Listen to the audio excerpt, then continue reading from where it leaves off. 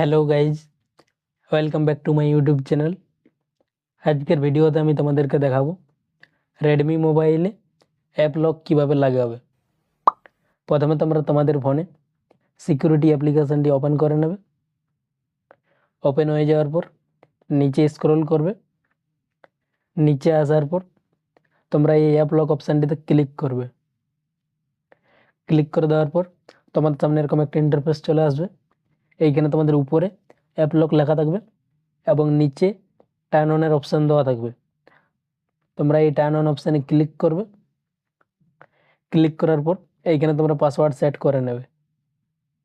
Password set করে নেওয়ার পর আবার ওই পাসওয়ার্ডটি দিয়ে কনফার্ম করে নেবে। তারপর তোমরা নিচে এই নেক্সট অপশানে ক্লিক করবে।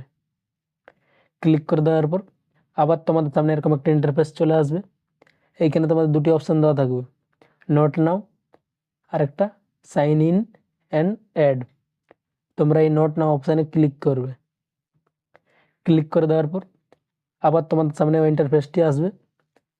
এইখানে তোমরা আবার ওই নোট নাও অপশানে ক্লিক করবে। ক্লিক করে দেওয়ার পর এইখানে তোমাদের সিলেক্ট অ্যাপসের অপশান চলে আসবে। কোন অ্যাপসগুলিতে তোমরা অ্যাপ লক লাগাতে চাও ওইগুলি তোমরা এখান থেকে সিলেক্ট করে নেবে।